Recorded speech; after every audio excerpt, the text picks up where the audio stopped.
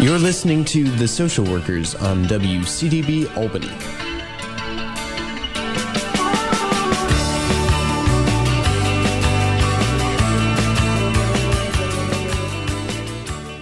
Welcome to the Social Workers Radio Talk Show. I'm your co-host, Alyssa Lotmore. And today we are joined by Lakia Green.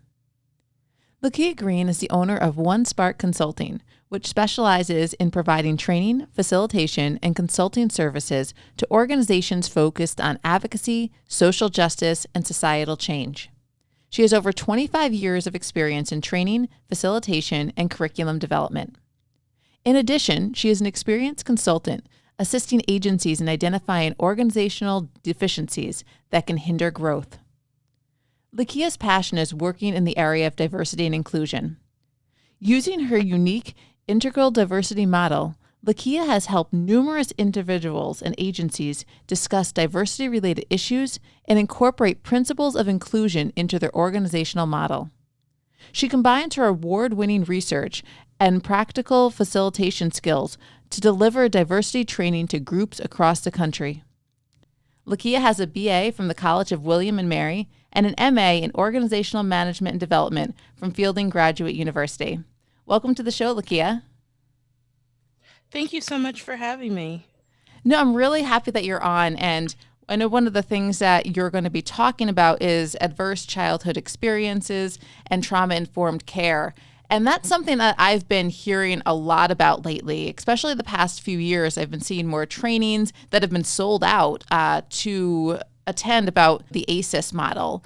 So I would love to talk to you. My first question would be, why has there been an increase in interest in adverse childhood experience and trauma-informed care?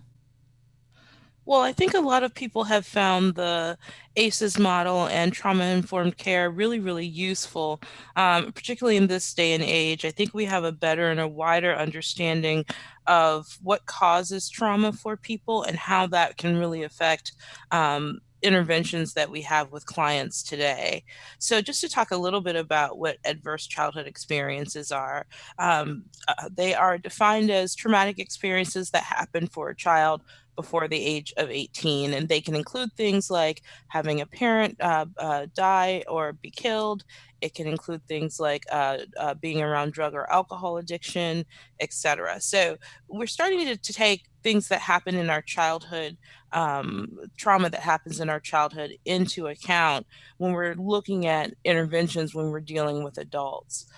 Likewise, with trauma-informed care, this is a specific model that's gained popularity over the last few years. And what trauma-informed care really does and what it really looks at is it looks at trauma not only in the client, but also possibly in the person who's treating the client. So we get a kind of a 360 view of what trauma is and how that can affect an intervention. But we're not just looking at the client side, we're also looking at the worker side. So when you look at trauma-informed care and how it's implemented, particularly if you look at a trauma-informed care agency, everything from the top down is informed by an understanding of trauma and a goal and a focus on not re-traumatizing either the client or the worker, him or herself.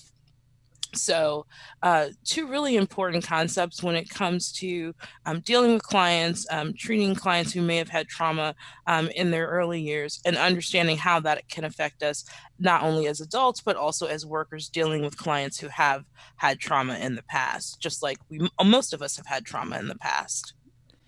And despite our own individual traumas, why is it important to also consider the cultural and historical traumas that people experience?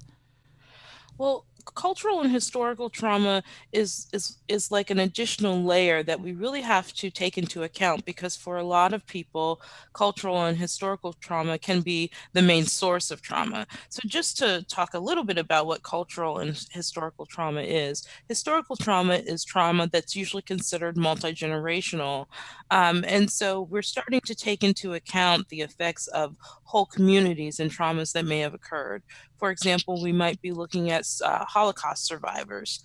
That would be considered a historical trauma. Or we might be looking at certain Native American communities that have been traumatized over the years. And we would take that into account when we're working with a client or when we're working on a large scale intervention, let's say a community intervention.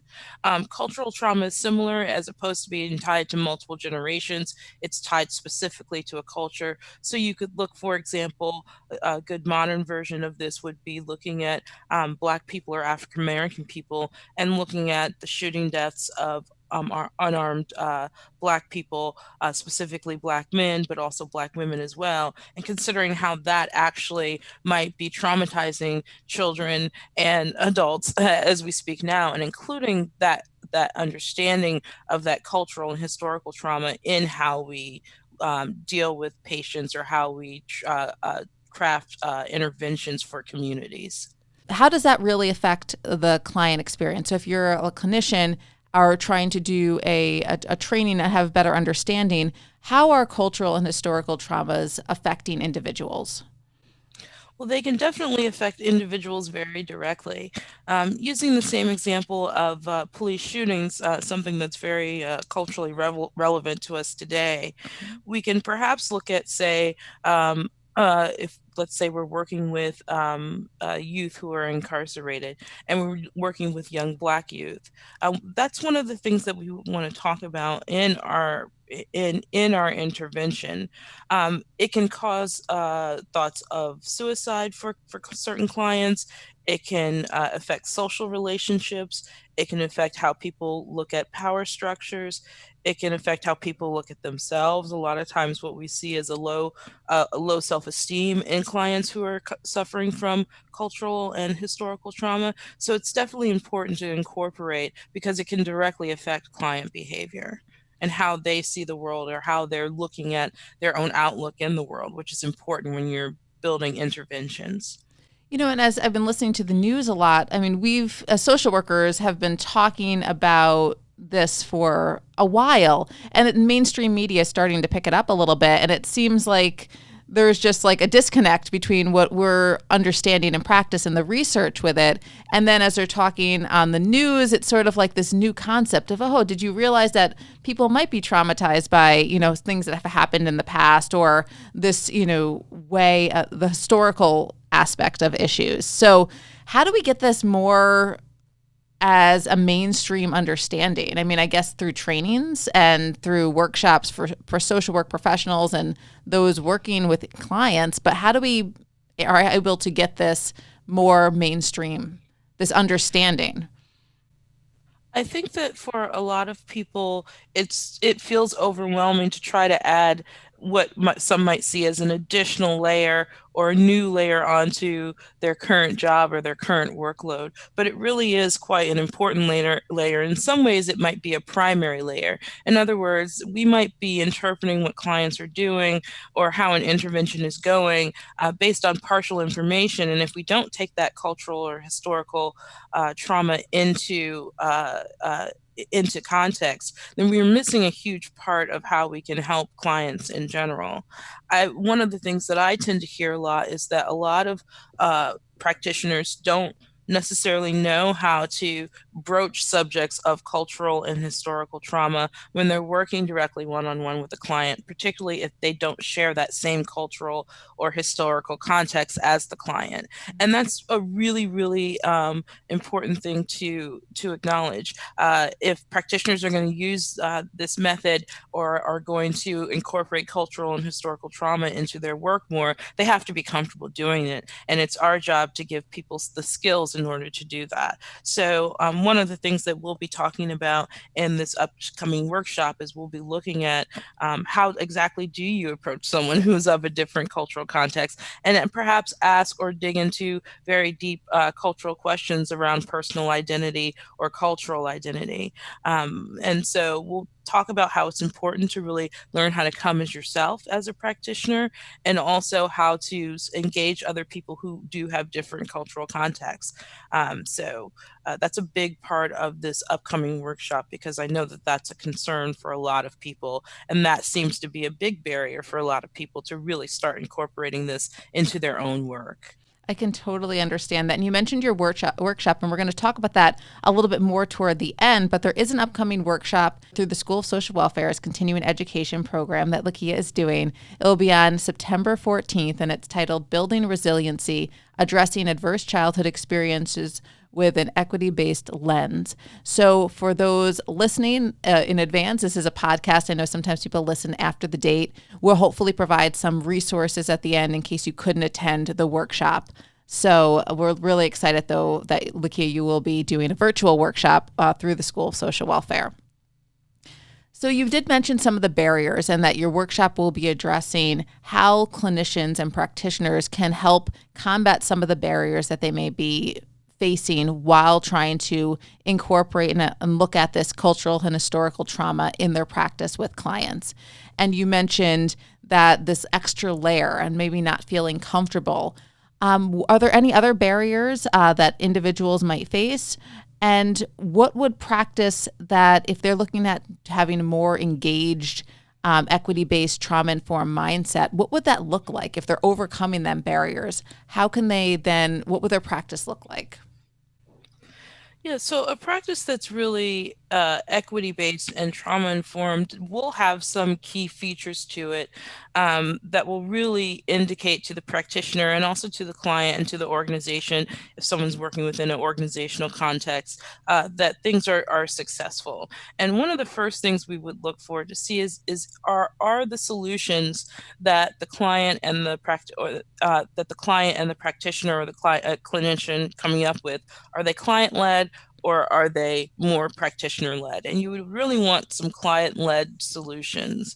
Um, on top of that, you'd want to acknowledge the individual's personal diversity identity. That would involve a combination of finding out what that identity is as that person identifies, how that person identifies, but also building in, as part of the intervention, supporting and strengthening that identity. So it wouldn't necessarily just be, say, around dealing with, for example, addictions, drug addiction, for example. It might also involve dealing with drug addiction, but also looking at supporting that person who self identifies as a woman or as an African American woman, or as a refugee, if that's the way that they identify, building up those personal diversity identity personas to strengthen that person overall, to give them a sense that they can reach the solutions that you're talking about when it comes to care and treatment.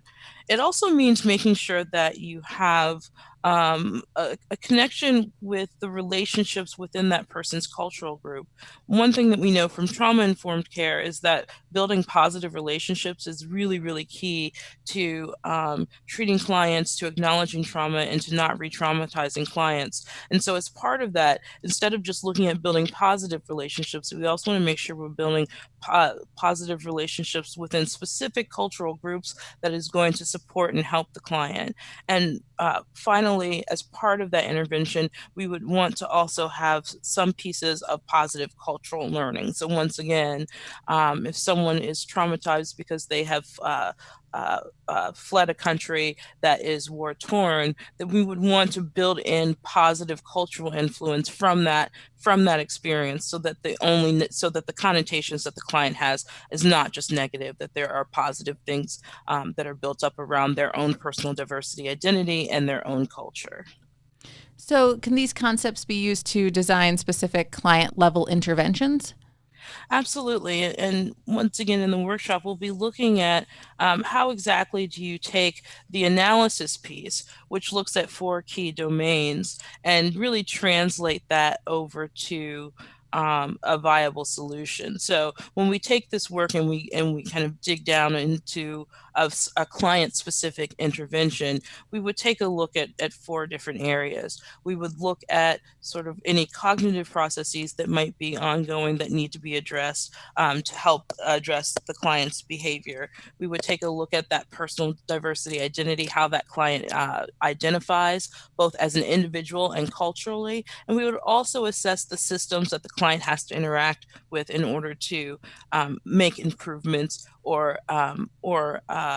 or reduce the amount of traumatization within the intervention. So we take a look at um, all four of those areas in the analysis stage, and then we would translate that into equitable solutions. So what does an equitable solution look like if someone's having barriers accessing certain systems? How can we alleviate that? So that's the basic idea. And in the training, we'll go into specific case studies and examples where we'll look to see exactly how to do that.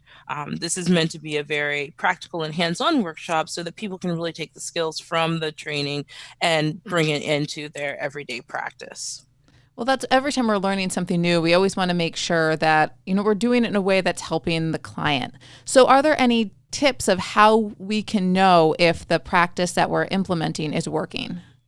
Absolutely. And I have some perhaps unusual ideas around implementation. I think so often we are so used to measuring so much when really, when we want to look at a successful implementation, we want to keep those factors really simple and really centered around what the practitioner or the clinician and the client have decided are the end goals. So if we have a client-led approach, like I mentioned before, really the implementation would be measured against that, what the goal is that the client says that they need, or informed by the client's goal, and that we would measure in stages, but that the measurement itself would really be simple.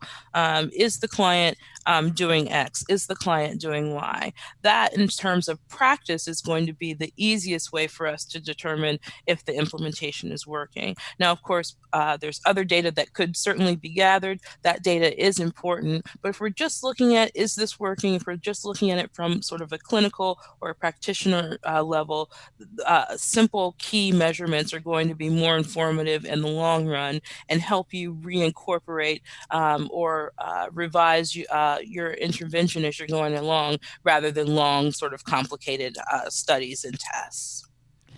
Well, it seems like you're going to be covering a lot at your workshop. And I realize that there's three workshops that you're going to be doing this fall semester with the School of Social Welfare. So I want to just briefly mention those.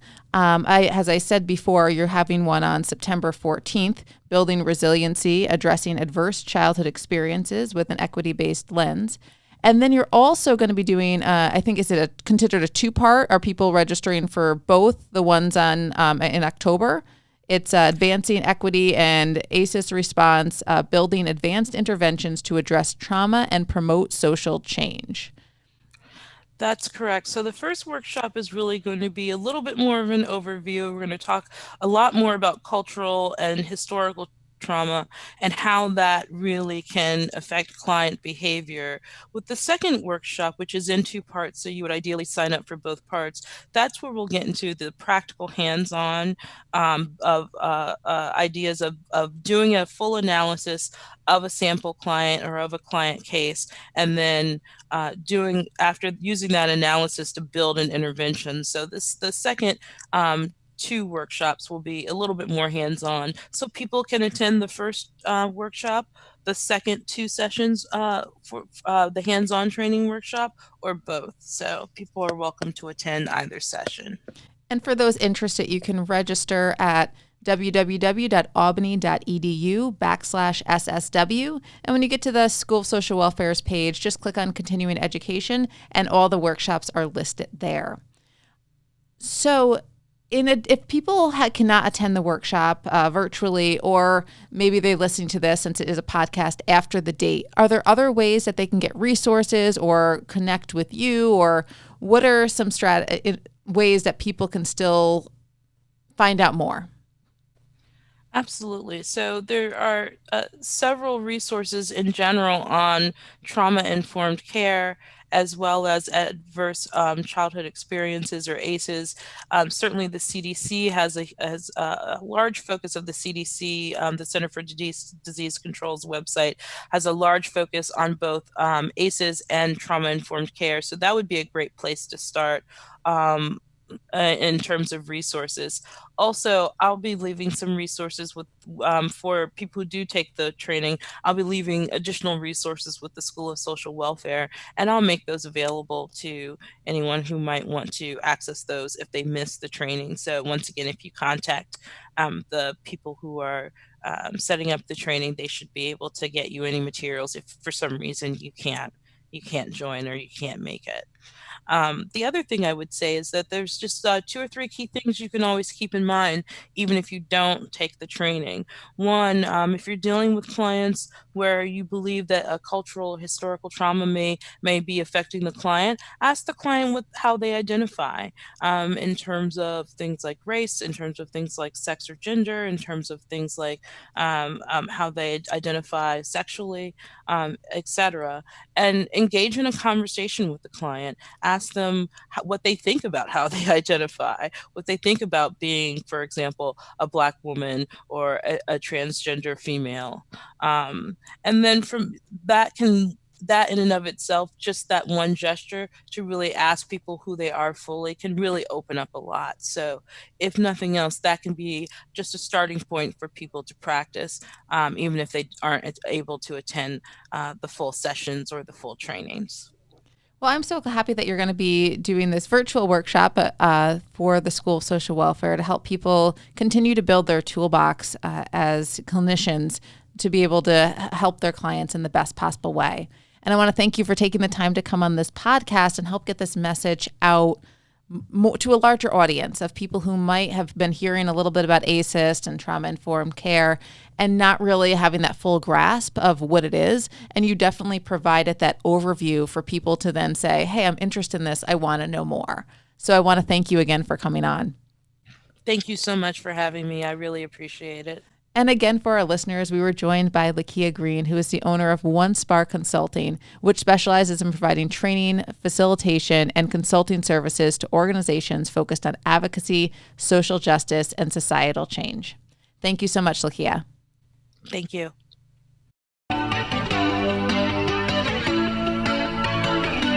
You're listening to The Social Workers on WCDB Albany.